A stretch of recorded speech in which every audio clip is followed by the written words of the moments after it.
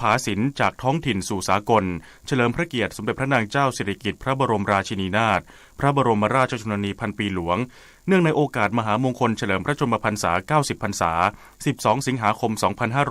2565ระหว่างวันที่11ถึง14สิงหาคมที่ศูนย์การค้าสยามพารากอนสำหรับการออกแบบและตัดเย็บชุดผ้าไทยร่วมสมัยครั้งนี้จะนำผ้าบาติกของ14ชุมชนไปใช้ในการตัดเย็บทั้งหมด28ชุดร่วมกับโครงการผ้าไทยใส่สบายที่นำผ้าไทยท้องถิ่นของภูมิภาคต่างๆมาตัดเย็บรวมทั้งหมดกว่า50ชุดโดยสร้างสรรค์ผลงานผ้าบาติกร่วมกับนักออกแบบอย่างใกล้ชิดตั้งเป้ากำหนดส่งลายผ้าบาติกมาตัดเย็บภายในวันที่15กรกฎาคมนี้นอกจากการออกแบบตัดเย็บชุดผ้าไทยร่วมสมัยจัดแสดงในนิทรรศการแล้วยังได้คัดเลือกนางแบบจากเยาวชนที่เข้าร่วมโครงการนางแบบมืออาชีพมาร่วมเดินแบบจัดแสดงผ้าไทยร่วมกับนางแบบอาชีพพร้อมจัดกิจกรรมถ่ายทอดองค์ความรู้การสร้างสรรค์ผลงานส่งเสริมการสร้างรายได้ให้แก่ชุมชนในจังหวัดชายแดนใต้ในวันที่14สิงหาคมอีกด้วยกระทรวงคมนาคมขอประเมินสถานการณ์ภายใน3เดือนหลังอนุมัติให้ผู้ประกอบการรถร่วมปรับ5สตางค์ต่อกิโลเมตร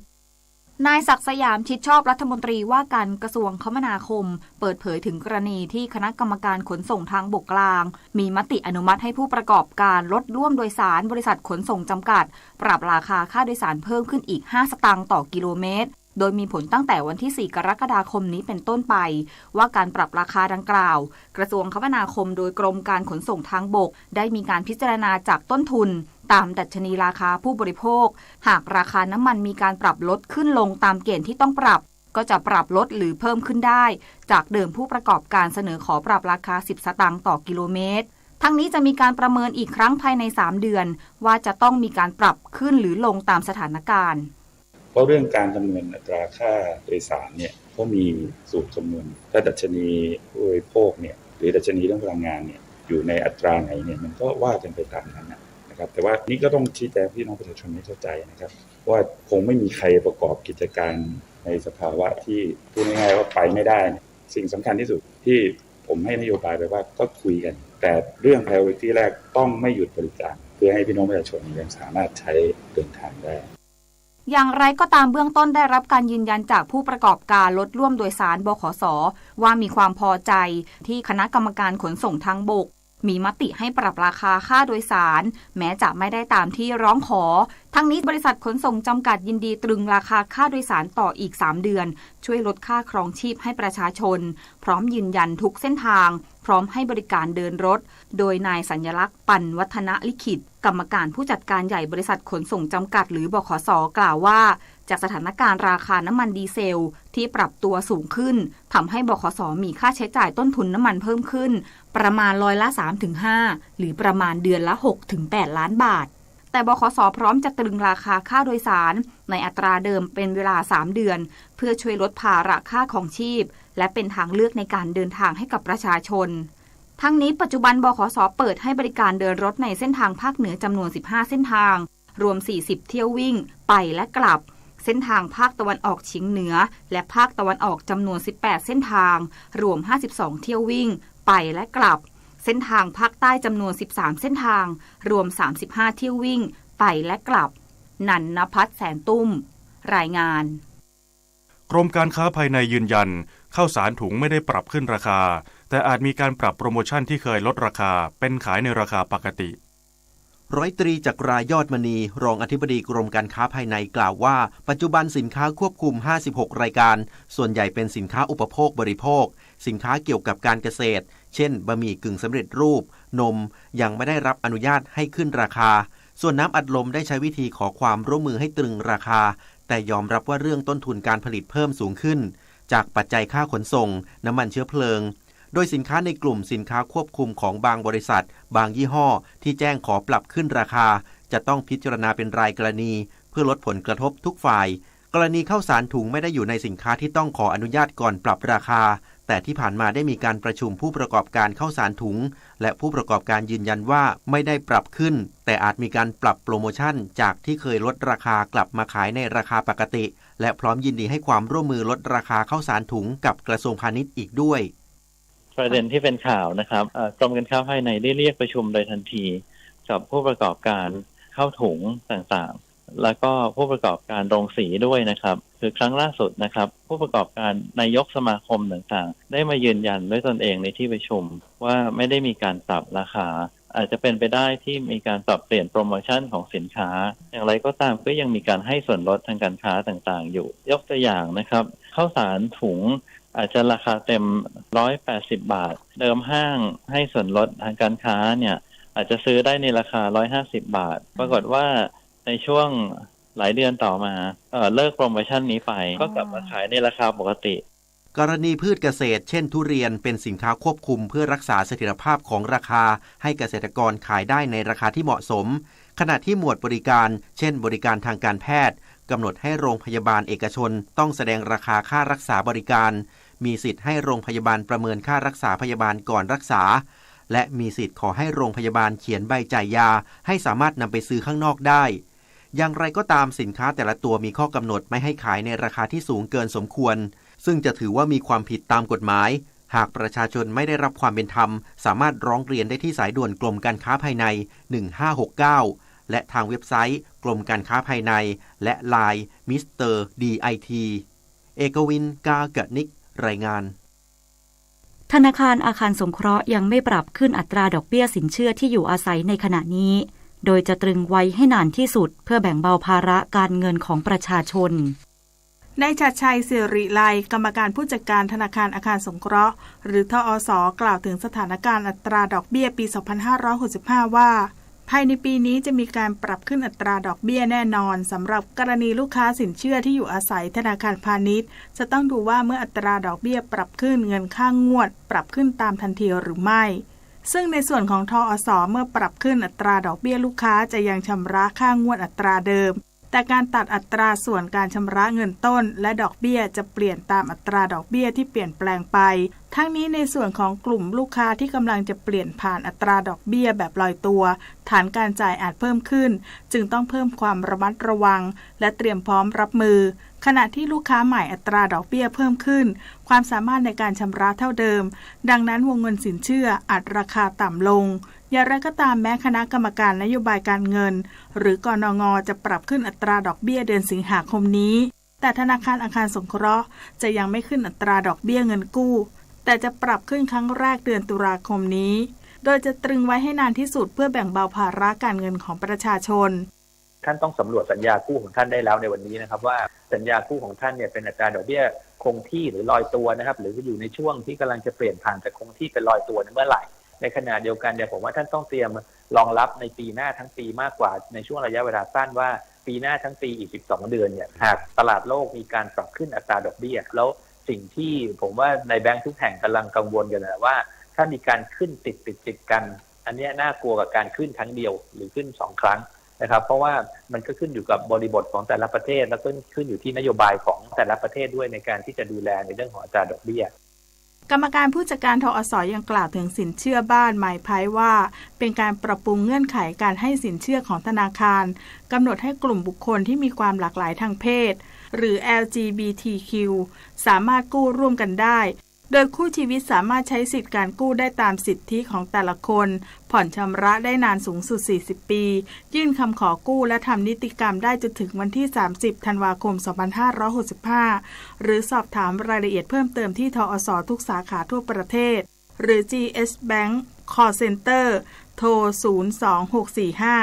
026459000วาสนาตระเกตรายงานกระทรวงการคลังเปิดเผยเศรษฐกิจไทยเดือนพฤษภาคมที่ผ่านมาได้รับแรงหนุนจากภาคการท่องเที่ยวที่ปรับตัวดีขึ้นหลังเปิดประเทศนายวุฒิพงษ์จิตตั้งสกุลที่ปรึกษาด้านเศรษฐกิจการคลังในฐานะรองโฆษกกระทรวงการคลังเปิดเผยว่าเศรษฐกิจไทยเดือนพฤษภาคมที่ผ่านมาได้รับปัจจัยสนับสนุนจากภาคการท่องเที่ยวที่ปรับตัวดีขึ้นทั้งจากนักท่องเที่ยวต่างชาติและผู้มาเยือนชาวไทยขณะที่การบริโภคภาคเอกชนในหมวดสินค้าคงทนมีสัญญาณปรับตัวดีขึ้นจากเดือนก่อนหน้าแต่ยังต้องติดตามสถานการณ์ระหว่างรัสเซียและยูเครนที่ส่งผลกระทบต่อระดับราคาพลังงานต้นทุนการผลิตและค่าครองชีพของประชาชนอย่างใกล้ชิดทั้งนี้ในเดือนพฤษภาคมที่ผ่านมามีนักท่องเที่ยวต่างชาติเดินทางเข้าประเทศไทยกว่า 520,000 คนเพิ่มขึ้นจากช่วงเวลาเดียวกันของปีก่อนและเดือนก่อนหน้านอกจากนี้เสถียรภาพเศรษฐกิจยังอยู่ในเกณฑ์ดีแม้มีปัจจัยจากการเพิ่มขึ้นของระดับราคาสินค้า สำหรับเสถียรภาพภายนอกยังอยู่ในระดับที่มั่นคงและสามารถรองรับความเสี่ยงจากความผันผวนของเศรษฐกิจโลกได้สะท้อนจากทุนสำรองระหว่างประเทศณสิ้นเดือนพฤษภาคม 2565 ที่ยังอยู่ในระดับสูงการไฟฟ้านครหลวงลงพื้นที่ติดตามการจัดระเบียบสายสื่อสารบริเวณจุดเสี่ยงย่านสำเพ็งลดความเสี่ยงในการเกิดอัคคีภัยและลดอุบัติเหตุที่อาจเกิดขึ้นนายจาตุรงค์สุริยาสศิลป์รองผู้ว่าการไฟฟ้านครหลวงในฐานะโฆษกการไฟฟ้านครหลวงลงพื้นที่ติดตามการดำเนินการจัดระเบียบสายสื่อสารของบริษัทโทรคมนาคมแห่งชาติจำกัดมหาชนบริเวณจุดเสี่ยงถนนจักรวรรดิย่านสำเพ็งพบว่าเจ้าหน้าที่ได้รื้อถอนสายสื่อสารที่ไม่ได้ใช้งานหรือสายตายจากเสาไฟฟ้าเป็นจำนวนมากบริเวณนั่งร้านหม้อแปลงไฟฟ้ามีการจัดระเบียบสายสื่อสารบนเสาไฟฟ้าใหม่ให้มีความเรียบร้อยปลอดภัยขึ้นนายจาตุรงค์กล่าวว่ายังคงเน้นบำรุงรักษาตรวจสอบอุปกรณ์ไฟฟ้าจุดเสี่ยงต่างๆอย่างต่อเนื่องเพื่อสร้างความเชื่อมั่นแก่ผู้ใช้ไฟฟ้าด้วยระบบจำหน่ายที่มีประสิทธิภาพโดยการไฟฟ้านครหลวงจะดำเนินการควบคุมสายสื่อสารที่ยังใช้งานอยู่ให้ติดตั้งตามมาตรฐานบันทึกข้อมูลเจ้าของสายสื่อสารและแผนผังเส้นทางที่ติดตั้งสายสื่อสารในแผนที่ภูมิศาสตร์สารสนเทศเพื่อบริหารจัดการและควบคุมได้อย่างมีประสิทธิภาพกบข.พัฒนาโปรแกรมช่วยวิเคราะห์แผนการเงินให้สมาชิกนางศรีกัญญายาทิพย์เลขาธิการคณะกรรมการกองทุนบำเหน็จบำนาญข้าราชการหรือกบข.เปิดเผยว่ากบข.ได้พัฒนาโปรแกรมที่จะช่วยวิเคราะห์แผนการเงินให้กับสมาชิกเครื่องมือวางแผนทางการเงินซึ่งเป็นตัวช่วยให้สมาชิกสามารถตรวจสอบสุขภาพทางการเงินได้ด้วยตนเองเพื่อให้สมาชิกวางแผนการลงทุนตามเป้าหมายที่ตั้งไว้โดยเครื่องมือวางแผนทางการเงินจะมีหัวข้อช่วยวิเคราะห์ทางการเงินของสมาชิกที่หลากหลายทั้งการตรวจสุขภาพทางการเงินการวางแผนการลงทุนตามเป้าหมายการวางแผนสินเชื่อและจัดการหนี้การวางแผนภาษี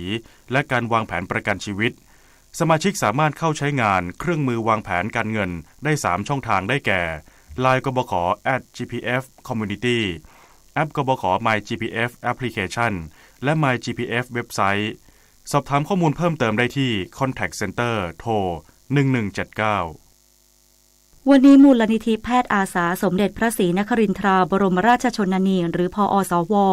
ออกให้บริการประชาชนในพื้นที่จังหวัดพังงาที่เรือนจำจังหวัดพังงาตำบลถ้ำน้ำผุดอำเภอเมืองส่วนหน่วยทันตกรรมเคลื่อนที่เพื่อประชาชนด้อยโอกาสพอสวออกให้บริการประชาชนในพื้นที่จังหวัดเชียงรายที่หมู่22โรงเรียนบ้านดอยแสนใจและหมู่ที่8บ้านห้วยซ่านตำบลแม่สลองในอำเภอแม่ฟ้าหลวงจึงขอเชิญชวนประชาชนในพื้นที่ดังกล่าวไปรับบริการโดยไม่เสียค่าใช้จ่ายใดๆต่อจากนี้ไปขอเชิญรับฟังไทยคู่ฟ้าค่ะรัฐบาลเดินหน้าส่งเสริมการลงทุนด้านดิจิทัลโดยอนุมัติหลักการร่างพระราชกฤษฎีกาออกตามความในประมวลราษฎากรว่าด้วยการยกเว้นภาษีมูลค่าเพิ่ม7%แก่ผู้ประกอบกิจการศูนย์ข้อมูลหรือ Data Center ที่ให้บริการพื้นที่เก็บข้อมูลอิเล็กทรอนิกส์ผ่านเครือข่ายอินเทอร์เน็ตบริการเช่าพื้นที่เซิร์ฟเวอร์และอุปกรณ์ที่เกี่ยวข้องเพื่อใช้ในการจัดเก็บประมวลผลและเชื่อมต่อข้อมูลทางอิเล็กทรอนิกส์ผ่านทางเครือข่ายอินเทอร์เน็ตคาดว่าจะส่งผลให้มีการลงทุนในกิจการ Data Center ในประเทศไทยได้เพิ่มมากขึ้นตลอดจนดึงดูดการลงทุนศูนย์ข้อมูลขนาดใหญ่และกิจการที่เกี่ยวเนื่องเช่น Cloud Computing ซึ่งเป็นการส่งเสริมให้ประเทศไทยก้าวสู่ยุคเทคโนโลยีเศรษฐกิจดิจิทัลและการเป็นศูนย์กลางดิจิทัลของภูมิภาคได้รวดเร็วยิ่งขึ้นค่ะสื่อสารภารกิจรัฐบาลกับสำนักโฆษกสำนักเลขาธิการนายกรัฐมนตรีเราจะสืบสารรักษาและต่อยอดและครองแผ่นดินโดยธรรมเพื่อประโยชน์สุขแห่งอาณาราษฎรตลอดไปพระปฐมบรมราชโองการพระบาทสมเด็จพระเจ้าอยู่หัวในพระราชพิธีบรมราชาภิเษกเมื่อวันที่4พฤษภาคมพุทธศักราช 2562 ข้าราชการต้องแยกเรื่องส่วนตัวออกจากตำแหน่งหน้าที่และยึดถือประโยชน์ส่วนรวมของประเทศชาติเหนือกว่าประโยชน์ส่วนตนสารประโยชน์ของชาติและปวงประชาอีกหนึ่งหัวข้อเรื่องจริยธรรมที่ ที่ข้าราชการพลเรือนทุกคนพึงควรปฏิบัติทำความดีเพื่อชาติไทยขณะนี้เวลา 7:17 นาทีต่อไปเสนอข่าวต่างประเทศอินโดนีเซียรายงานพบผู้ติดเชื้อโควิด -19 เพิ่มจำนวนมากขึ้นในช่วงหลายสัปดาห์ที่ผ่านมาจากการระบาดของเชื้อกลายพันธุ์โอมิครอนสายพันธุ์ย่อย BA.4 และ BA.5 ทั้งนี้อินโดนีเซียตรวจพบผู้ติดเชื้อสายพันธุ์ย่อย2สายพันธุ์นี้เป็นรายแรกเมื่อวันที่ 10 มิถุนายนโดยในช่วง2สัปดาห์ที่ผ่านมามีผู้ติดเชื้อรายวันกว่า 1,000 คนนายบูดีกูนาดีซาดิกินรัฐมนตรีกระทรวงสาธารณสุขอินโดนีเซียเคยคาดการไว้เมื่อไม่นานมานี้ว่าเชื้อสายพันธุ์ย่อย BA.4 และ BA.5 จะระบาดสูงสุดในประเทศในสัปดาห์ที่2และ3ของเดือนกรกฎาคมซึ่งจะมีผู้ติดเชื้อวันละอย่างน้อย 17,400 คนเพิ่มขึ้นประมาณ30%จากตัวเลขผู้ติดเชื้อเมื่อครั้งที่เชื้อโอมิครอนสายพันธุ์ดั้งเดิมระบาดสูงสุดในเดือนกุมภาพันธ์องค์การอนามัยโลกเรียกร้องให้มีการเฝ้าระวังเพื่อให้แน่ใจว่าโรคฝีดาษวานอนจะไม่แพร่กระจายในกลุ่มที่อ่อนแอกว่าเช่นเด็กและว่าการต่อสู้กับไวรัสโรคฝีดาษวานอนต้องใช้ความพยายามอย่างแรงกล้าโดยขอให้มีการรวบรวมข้อมูลในวงกว้างรวมถึงแบ่งปันข้อมูลเกี่ยวกับประสิทธิภาพของวัคซีนนายแพทย์ทรีดอสอัสฮานอมเกรเบเยซุสผู้อำนวยการองค์การอนามัยโลกกล่าวว่ารู้สึกกังวลที่โรคฝีดาษวานอนยังคงแพร่กระจายต่อเนื่องผู้นำรัสเซียปฏิเสธความรับผิดชอบต่อกรณีโจมตีศูนย์การค้าในเมืองเครเมนชักของยูเครนที่ทำให้มีพลเรือนเสียชีวิตไปถึง18คนประธานาธิบดีวลาดิเมียร์ปูตินผู้นำรัสเซียปฏิเสธความรับผิดชอบต่อกรณีโจมตีศูนย์การค้าในเมืองเครเมนชักทางภาคกลางของยูเครนเมื่อต้นสัปดาห์ที่ทำให้มีพลเรือนเสียชีวิตไปถึง18คนโดยประธานาธิบดีปูตินกล่าวระหว่างแถลงข่าวที่กรุงอัชกาบัดเมืองหลวงของเติร์กเมนิสถานเมื่อวานนี้โดยระบุว่ากองกำลังรัสเซียไม่ได้โจมตีเป้าหมายโครงสร้างพื้นฐานของพลเรือนใดๆและกองทัพรัสเซียมีศักยภาพสูงที่จะรู้ถึงที่ตั้งของสถานที่ต่างๆในยูเครนส่วนประเด็นการเข้าเป็นสมาชิกองค์การสนธิสัญญาแอตแลนติกเหนือหรือนาโตของฟินแลนด์และสวีเดนนั้นผู้นำรัสเซียกล่าวว่าเขาไม่มีปัญหาหากทั้งสองประเทศนี้จะเข้าเป็นสมาชิกนาโตทั้งนี้ขึ้นอยู่กับฟินแลนด์และสวีเดนที่มีการระบุด้วยว่าซึ่งจะไม่เหมือนกับที่รัสเซียทำกับยูเครนด้วยต่อไปรับฟังข่าวกีฬาค่ะการแข่งขันวอลเลย์บอลหญิงเนชั่นลีกสัปดาห์ที่3ที่ประเทศบัลแกเรียคัด8ทีมเข้ารอบสุดท้ายทีมสาวไทยอันดับ14ของโลกลงสนามนัดที่9ตบชนะเกาหลีใต้ทีมอันดับ19อย่างง่ายดาย3-0เซต25-11 25-22และ25-17ทีมวอลเลย์บอลสาวไทยเก็บเพิ่มเป็น15คะแนนยังอยู่อันดับ8ขณะที่เกาหลีใต้แพ้หมด9นัดอันดับสุดท้ายนัดต่อไปทีมวอลเลย์บอลสาวไทยจะพบกับโดมินิกันอันดับ9ของโลกในวันนี้เวลา 17:30 น.ช่อง GMM 25ถ่ายทอดสด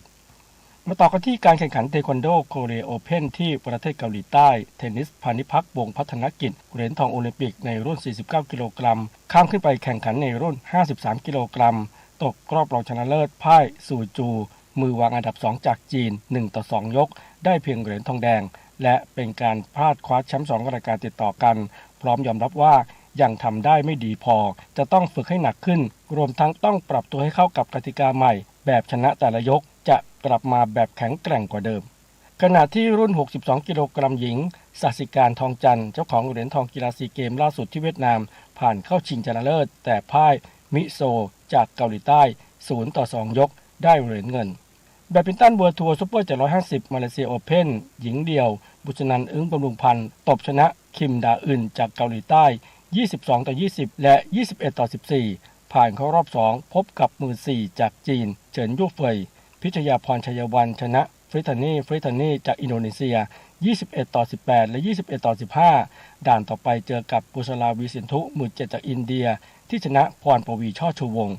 ขณะที่ชายเดี่ยวกุลวุฒิวิทิสารชนะเซาจุนเปงจากจีน2-1เกมเข้าไปเจอกับปาลุปันศรีจากอินเดียและชายคู่สุภักจอมเกาะกับกิตตินิพงษ์เกเลนแซงชนะคู่จากมาเลเซีย2-1เกมรอบ16คู่เจอกับคู่จากเกาหลีใต้นายพิพัฒน์รัชกิจประการรัฐมนตรีว่าการกระทรวงการท่องเที่ยวและกีฬาให้โอวาทและกำลังใจให้กับนักกีฬาทีมชาติชุดเวิลด์เกมครั้งที่11ที่สหรัฐอเมริกาพร้อมด้วยผู้บริหารกระทรวงการท่องเที่ยวและกีฬาและของการกีฬาแห่งประเทศไทยขอให้นักกีฬาทุกคนแข่งขันอย่างเต็มที่ พื่อเป้าหมายคว้าเหรียญรางวัลกลับมาฝากคนไทยสำหรับกีฬาเวิลด์เกมครั้งที่11แข่งระหว่างวันที่7ถึง17กรกฎาคมจัดชิงชัย33ชนิดกีฬาไทยส่งนักกีฬา31คนเข้าร่วม8ชนิดกีฬาได้แก่ซูโม่กีฬาทางอากาศเปตองมวยไทยยูยิสูวูซูเอ็กตรีมและฮอกกี้พงษ์เกษมสมศุขรายงานต่อไปรับฟังพยากรณ์อากาศค่ะประกาศกรมอุตุนิยมวิทยาเรื่องพายุดิเพรสชันบริเวณทะเลจีนใต้ฉบับที่5เมื่อเวลา 4 นาฬิกาของวันนี้พายุดิเพรสชันบริเวณทะเลจีนใต้ตอนบนมีศูนย์กลางอยู่ที่ลาติจูด 15.5 องศาเหนือลองจิจูด 114.5 องศาตะวันออกมีความเร็วลมสูงสุดใกล้ศูนย์กลางประมาณ55กิโลเมตรต่อชั่วโมงพายุนี้เคลื่อนที่ไปทางทิศตะวันตกด้วยความเร็วประมาณ15กิโลเมตรต่อชั่วโมงคาดว่าจะเคลื่อนขึ้นฝั่งประเทศจีนตอนใต้ในช่วงวันที่ 2-3 กรกฎาคม 2565โดยไม่ส่งผลกระทบโดยตรงต่อลักษณะอากาศของประเทศไทยอันหนึ่งในช่วงวันที่30มิถุนายนถึง2กรกฎาคม 2565ร่องมรสุมพาดผ่านภาคเหนือตอนบนและประเทศลาวตอนบนเข้าสู่หย่อมความกดอากาศต่ำที่ปกคลุมประเทศเวียดนามตอนบนประกอบกับมรสุมตะวันตกเฉียงใต้ที่พัดปกคลุมทะเลอันดามันประเทศไทยและอ่าวไทยเริ่มมีกำลังแรงขึ้นลักษณะเช่นนี้ทำให้ประเทศไทยมีฝนเพิ่มขึ้นและมีฝนตกหนักถึงหนักมากบางแห่ง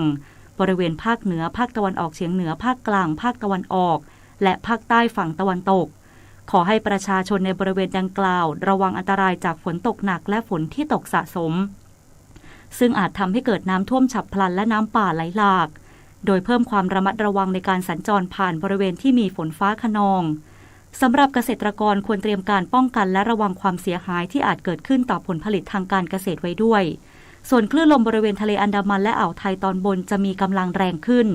โดยทะเลอันดามันมีคลื่นสูงประมาณ2เมตรบริเวณที่มีฝนฟ้าคะนองคลื่นสูงมากกว่า2เมตรส่วนอ่าวไทยตอนบนมีคลื่นสูง 1-2 เมตรบริเวณที่มีฝนฟ้าคะนองคลื่นสูงประมาณ2เมตรขอให้ชาวเรือเดินเรือด้วยความระมัดระวังและหลีกเลี่ยงการเดินเรือบริเวณที่มีฝนฟ้าคะนองจึงขอให้ประชาชนติดตามประกาศจากกรมอุตุนิยมวิทยาและสามารถติดตามข้อมูลที่เว็บไซต์กรมอุตุนิยมวิทยา www.tmd.go.th หรือที่หมายเลขโทรศัพท์023994012-13และ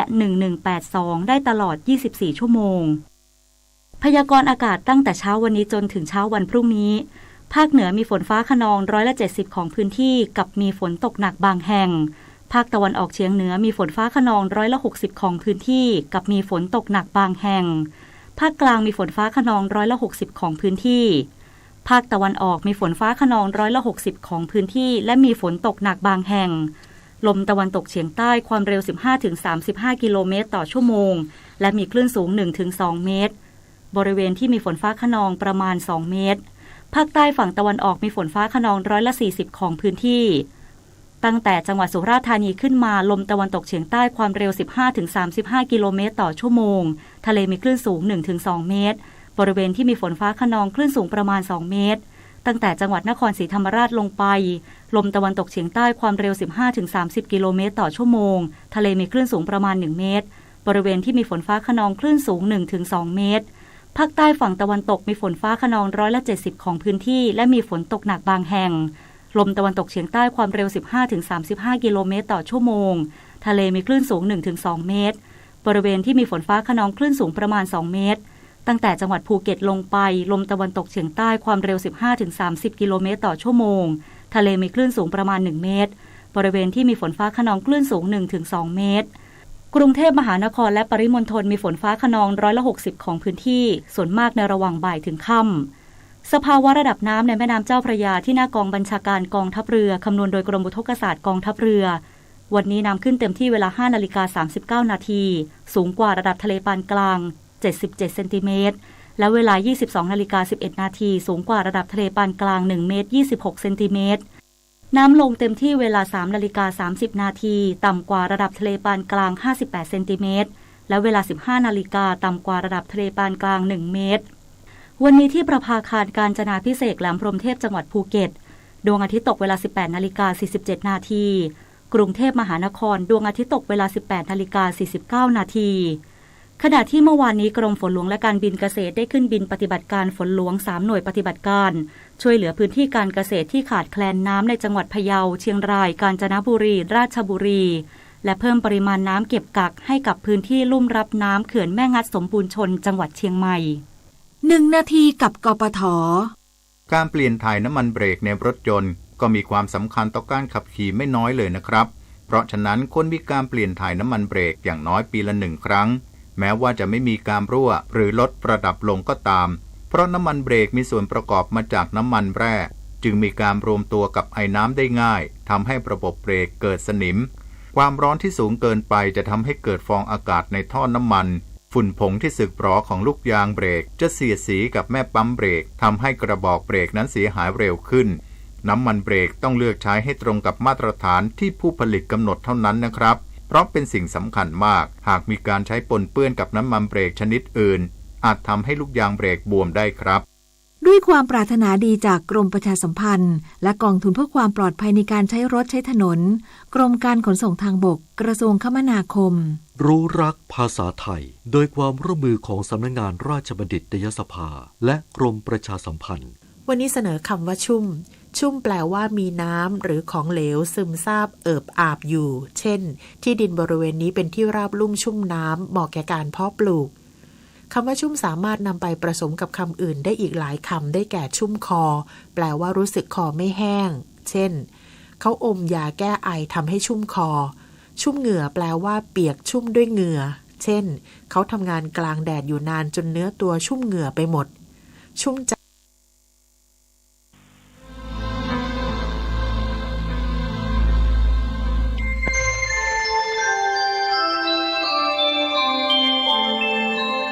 ขณะนี้ท่านกำลังฟังสถานีวิทยุกระจายเสียงคลื่นเพื่อการศึกษาพระพุทธศาสนาและวัฒนธรรมระบบ FM 104.5 เมกะเฮิรตซ์ออกอากาศณวัดฝายหินตำบลสุเทพอำเภอเมืองจังหวัดเชียงใหม่โทรศัพท์053-226-058-053-810-406-053-943-691ข่าวสารเพื่อการประชาสัมพันธ์ขอเชิญชวนผู้ใจบุญใจกุศลร่วมทำบุญทอดผ้าป่าสามัคคีเพื่อจะตั้งกองทุนการศึกษาสำหรับเด็กเรียนเก่งแต่ยากจนณวัดผาราชตำบลสุเทพอำเภอเมืองเชียงใหม่จังหวัดเชียงใหม่ในวันอังคารที่19 กรกฎาคมพุทธศักราช 2565โดยทางคณะกรรมการบริหารศูนย์อำนวยการขจัดความยากจนและพัฒนาคนทุกช่วงวัยอย่างยั่งยืนตามหลักปรัชญาเศรษฐกิจพอเพียงอำเภอพร้อมภาคเอกชนที่มีจิตศรัทธาเล็งเห็นความสำคัญของการศึกษาโดยนำเงินทอดผ้าป่าในครั้งนี้จะตั้งกองทุนการศึกษาสำหรับเด็กเรียนเก่งแต่ยากจนกำหนดการวันจันทร์ที่18 กรกฎาคม 9 นาฬิกาถึง 12 นาฬิกาแต่งองค์ผ้าป่าสามัคคีณบริษัทเลิศวสินทร์ 2002 จำกัดอังคารที่19 กรกฎาคม 2565 14 นาฬิกาถึง 15 นาฬิกาถวายองค์ผ้าป่าสามัคคีณวัดผาราชตำบลสุเทพอำเภอเมืองเชียงใหม่จังหวัดเชียงใหม่ 19 กรกฎาคม 2565 โดยพร้อมเพรียงกัน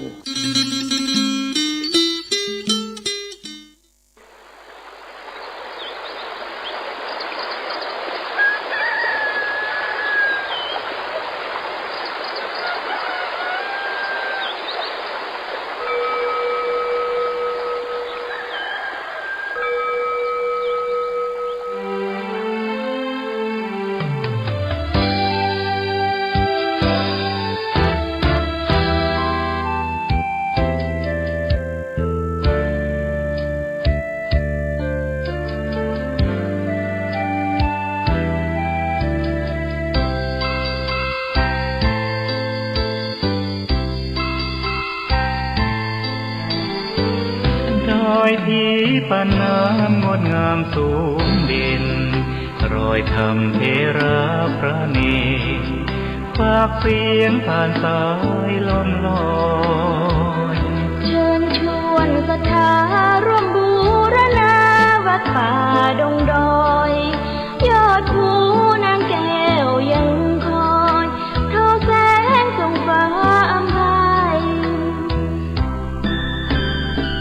คลื่นคำสีขาวพาเราแช่มชื่นเป็นผู้รู้ผู้ตื่นเบิกบานทั้งกายและใจเคยแผ่คำสอนองค์ชินวรขจรกว้างไกลข่าวสารงานบุญที่ใด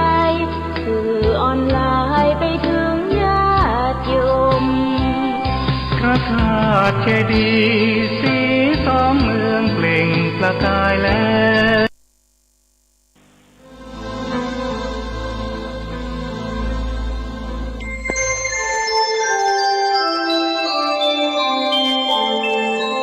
ขณะนี้ท่านกำลังฟังสถานีวิทยุกระจายเสียงพระพุทธศาสนา FM 104.5 เมกะเฮิรตซ์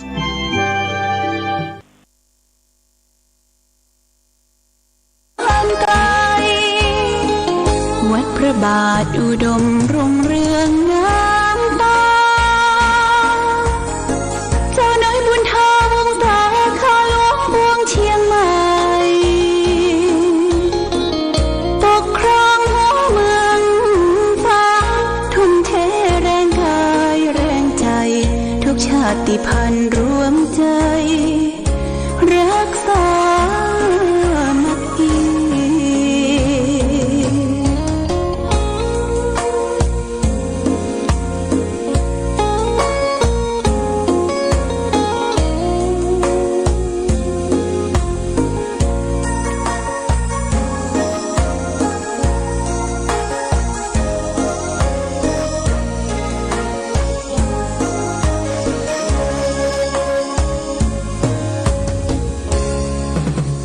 เป็นวัดร้างโบราณสืบสาน2524พระมหาราชครูเกษราปัญญาปรมาติกาจารย์จากวัดดับภัยเชียงใหม่สืบสานเวลาผ่าน131 ปีนานไกลวัดพระบาทอุดมรุ่งเรืองงามตา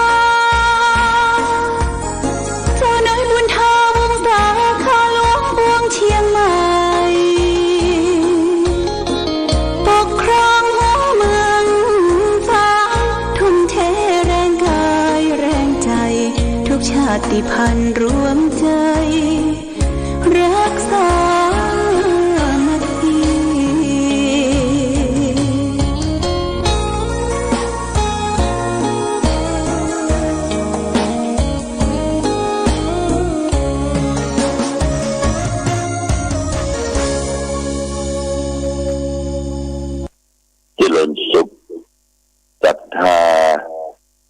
ทุกชน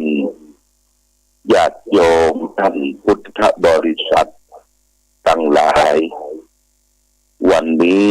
รายการธรรมะประทีปส่องทางก็ได้มาพบปะกับพ่อแม่พี่น้องศรัทธาสาธุชนญาติโยมแห่งกลางดึงวันนี้เป็นวันพฤหัสบดีที่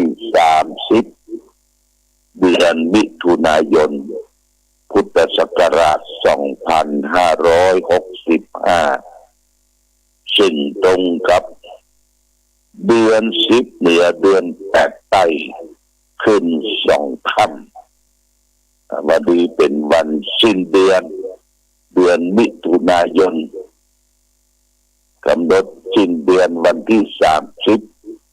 ก็วันนี้วันพรุ่งนี้ก็จะเป็นเดือนกรกฎาคมออก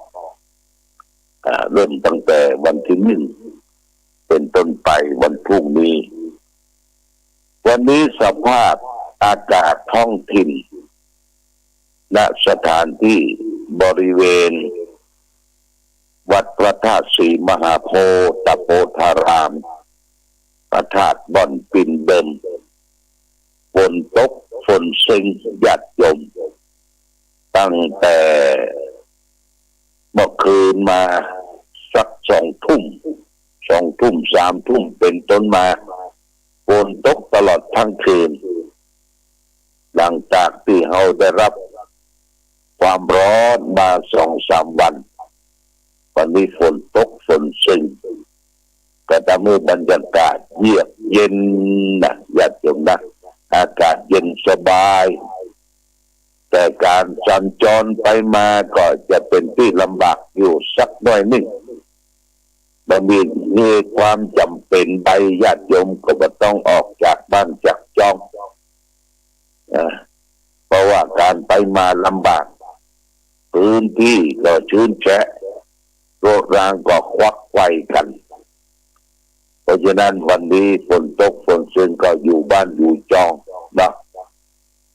นอนหลับพักผ่อนท่องประพฤติปฏิบัติธรรมท่องวันนี้การทำบุญที่ใกล้ๆก็มีวัดสระนิคมหนองตุ้มก็จะทำบุญส่งน้ำพระธาตุวัดสระนิคมหนองตุ้มตำบลเวียงเขต1ก็เบิดสักไก่9 โมงเต็งก็จะได้ไปร่วมกันเจริญพระพุทธมนต์ญาติโยมก็ฝนตกลงมาทำให้พืชพันธุ์ธัญญาหารเข้ากาไรนา 2-3 วันที่ผ่านพ้นมานั้นพี่น้องเกษตรกรชาวไร่ชาวนาก็สูบน้ำจากบ่อน้ำห้องจากอ่างเก็บน้ำห้องเข้าสู่ไร่สู่นาเข้าสู่ตะกร้าเพราะว่าเขาได้ลงกล้าลงอย่างปลูกเพื่อจะเตรียมการปลูกดำแต่ฝนชิงช่วงไป 2-3 วันวันนี้ก็ตกลงมาแล้วนะญาติโยมเป็นที่ยินดีสีขายที่ฝนตกลงมาก็มันพอดีถ้าบัดตกเกินก็บัดเกิดความเสียหายแก่บ้านแก่จองถ้าบัดตกมันก็พอดีญาติโยมทุกสิ่งทุกอย่างเนี่ยมันพอดีคำว่าพอดีนี่หลักธรรมะในทางพระพุทธศาสนาหรือว่าทางสายกลางคือทางที่มันบัดนักจนเกินไปบัดน้อยจนเกินไปแม้แต่การดำรงชีวิตของเราและท่านทั้งหลายการบริโภคการกินการใช้การดำรงชีวิตก็อยู่ในลักษณะของทางสายกลางคือพอดีองค์พระสัมมาสัมพุทธเจ้าท่านได้รู้การเดินทางเรียกว่าเข้าไปสู่หนทางของการดับทุกข์หรือว่าเข้าสู่นิพพานก็ทางสายกลางเนี่ยเรียกว่าทางมัชฌิมาปฏิปทาคือทางสายกลางทางมักมีองค์แปดมีความเห็นที่ถูกต้องความดำริถูกต้องความตั้งใจที่ถูกต้องจะมีความรู้ที่ถูกต้องอย่างที่มันถูกต้องเนี่ยญาติโยมมันพอดีเนี่ยเป็นทางเดินทางปฏิบัติในหลักธรรมในทางพระพุทธศาสนาแม้แต่การบริโ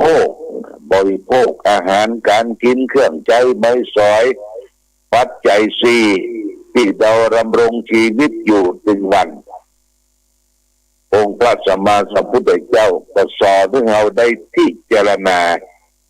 ปัจเจเวทพิจารณาบ่อยๆว่าการกินก็ดีการนุ่งห่มก็ดีที่พักผ้าอาศัยตลอดถึงยารักษาโรคปัจจัยทั้งสี่เนี่ยรู้จักลักษณะของความพอดีอย่างเรื่องการบริโภคอาหารการกินเนี่ยเรียกว่าโภชเนมัตตัญรู้จาโภชเนมัตตัญยุตารู้จักประมาณในการกินการบริโภคคือบักกินน้อยจนเกินไปบักกินมากจนเกินไป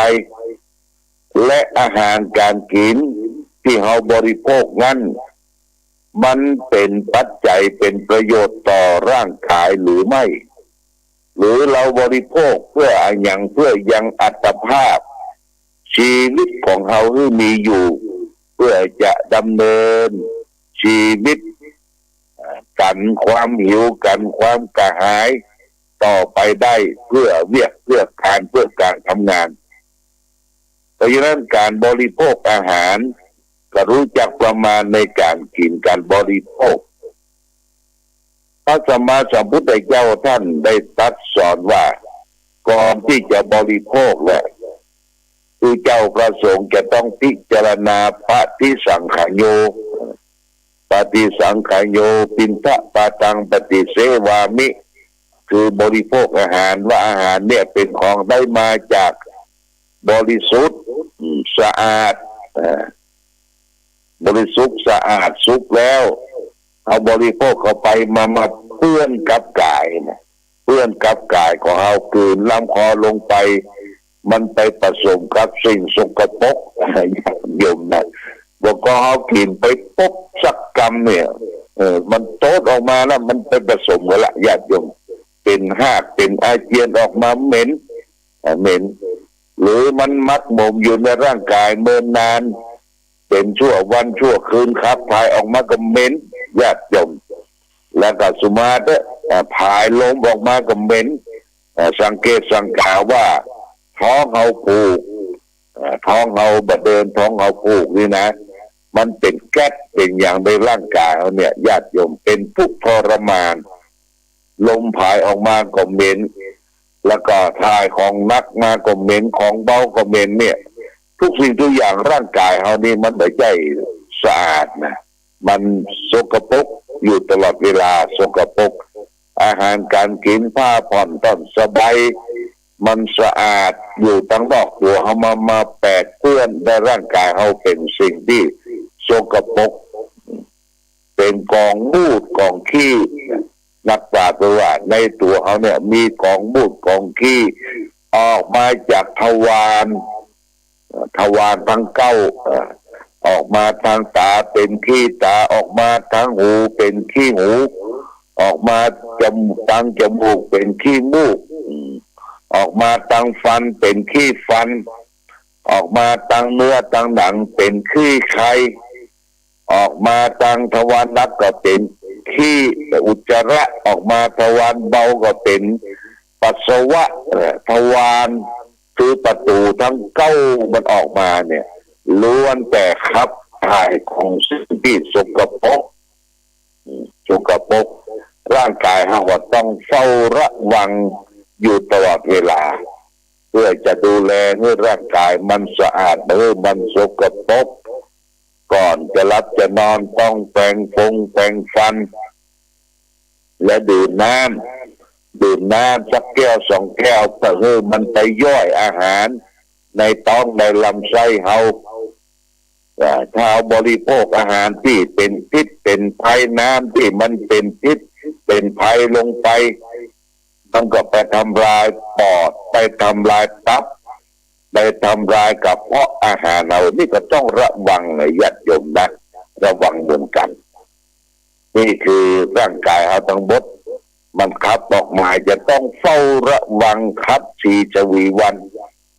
ตื่นขึ้นมาต้องล้างหน้าล้างตาแปรงฟันบ้วนปากชำระร่างกายอาบน้ำคัด4 ชวีวันโอ้ลำบากว่ะคนเฮานี่เนาะลำบากถ้าบักคัด4 ชวีวันอย่างว่านะกองมูดกองขี้มันก็ออกมาจากทวารประตูทั้งตาหูจมูกของเราเนี่ยมดออกมาละเลยญาติโยมนะอันนี้คือร่างกายส่วนที่เขาจะต้องระวังอย่างนึงก็คือเรื่องของใจเขาเนี่ยนะใจเนี่ยมันต้องบริสุทธิ์พ้องมันต้องสะอาดพ้องใจจะไปมักบ่มไปด้วยความโลภความโกรธความหลง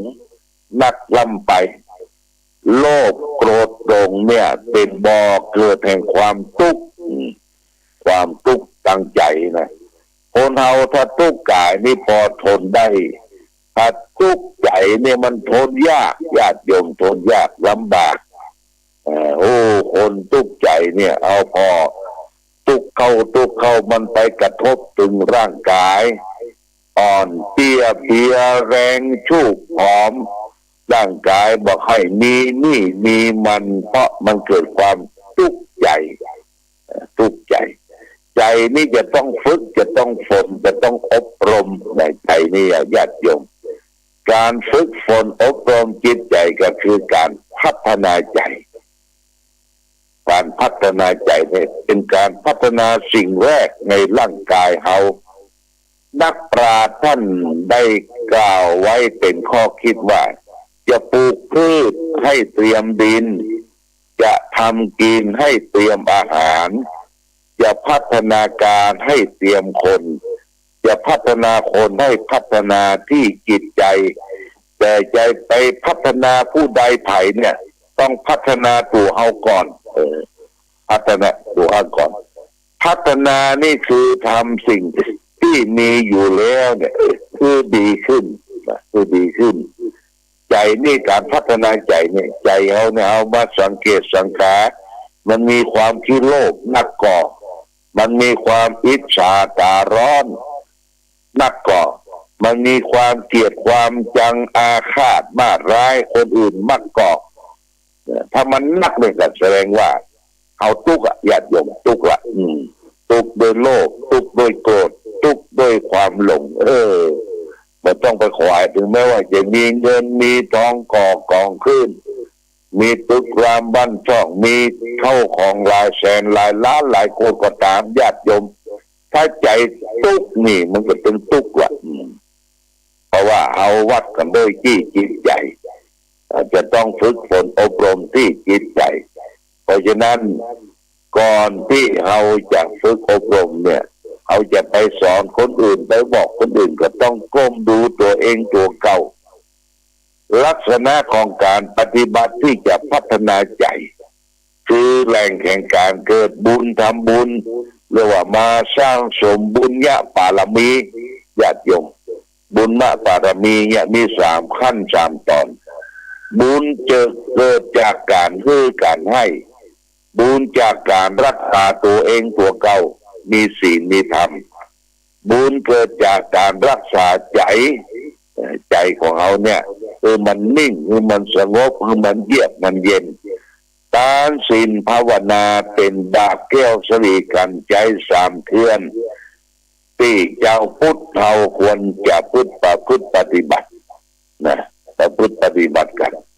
การเอื้อทานก็การที่จะตัดตัวธนีตัวขี้เหนียวตัวมัจฉริยะที่อยู่ในจิตในใจตัวที่มาคล้องมาปานการเอื้อทานนั่นก็คือการสละสิ่งของตนเองที่มีอยู่เพื่อประโยชน์แก่สังคมประโยชน์แก่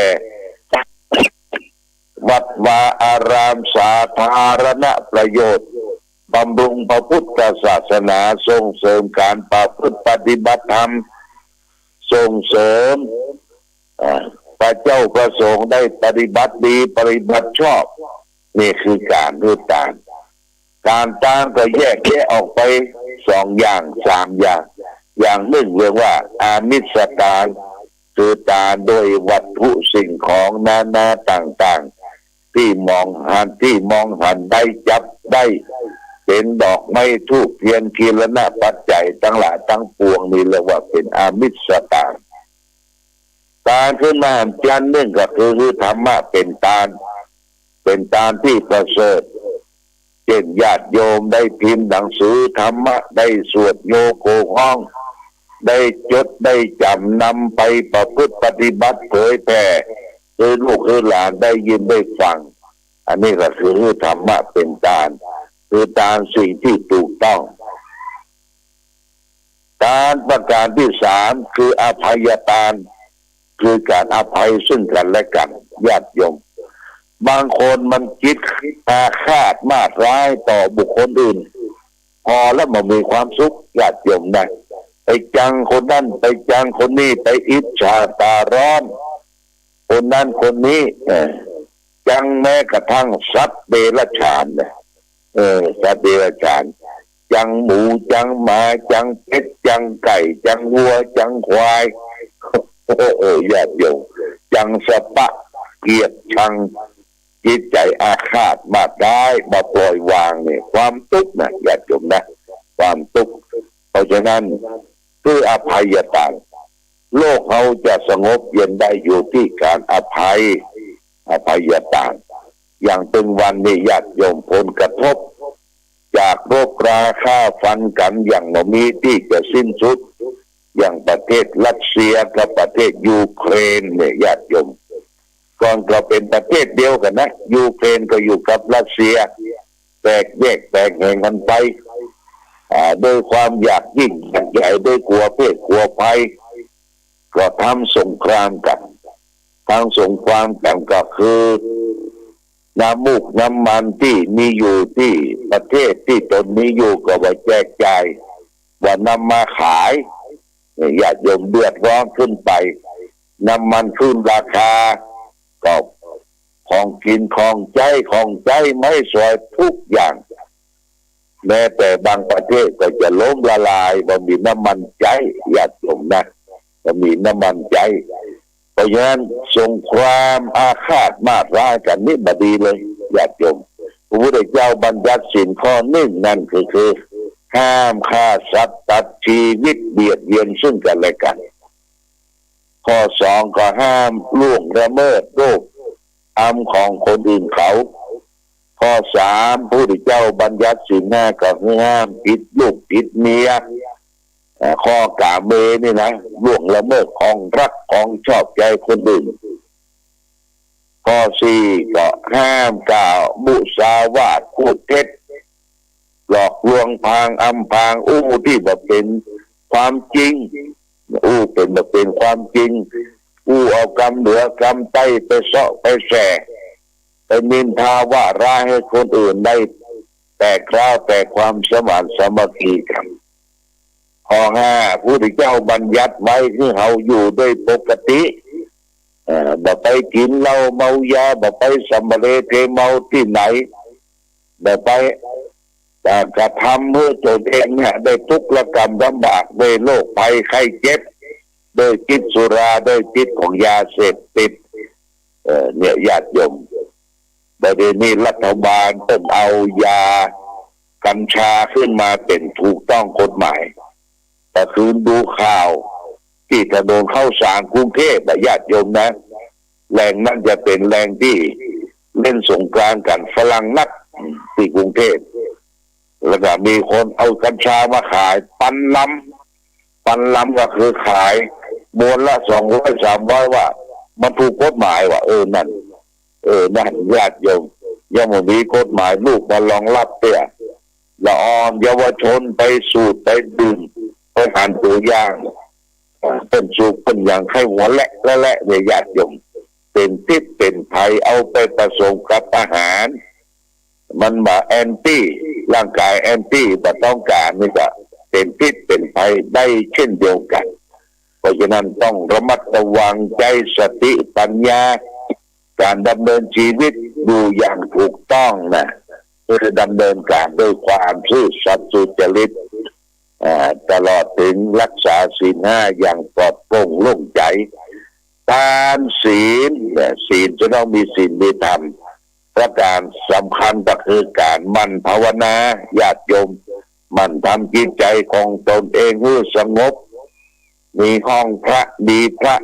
ไว้นบคบยำทั้งเจ้าทั้งค่ำทุกวันเนี่ยก็จะนำมาให้เกิดความสุขในปัจจุบันและอนาคตได้มีฝากไว้ว่าเราเกิดมาทั้งทีทำดีได้จะตายทั้งทีให้ได้ฝากดีเอาไว้ทำดีไว้ให้ลูกทำถูกไว้ให้หลานทำความชื่นบานไว้กับประเทศชาติบ้านเมืองกับศาสนาของเราดีฝากไว้เป็นหลักคิดเอาละญาติโยมท่านสาธุชนทั้งหลายวันนี้รายการธรรมะประทีปส่องทางได้มาพบกันก็พอสมควรแก่กาลเวลาขอความผาสุกความเจริญความมีธรรมจงบังเกิดมีแก่พ่อศรัทธาสาธุชนญาติโยมทุกท่าน โดยท่านทั้งหลายได้มีความสุขความเจริญประกอบไปด้วยจตุรพิธพรชัยทั้ง4ประการคือมีอายุวันนะสุขะภาละมีปฏิภาณธนสารสมบัติธรรมสารสมบัติทุกที่วาราตีกันเหมือนกันทุกรูปทุกท่านทุกคนด้วยเถิด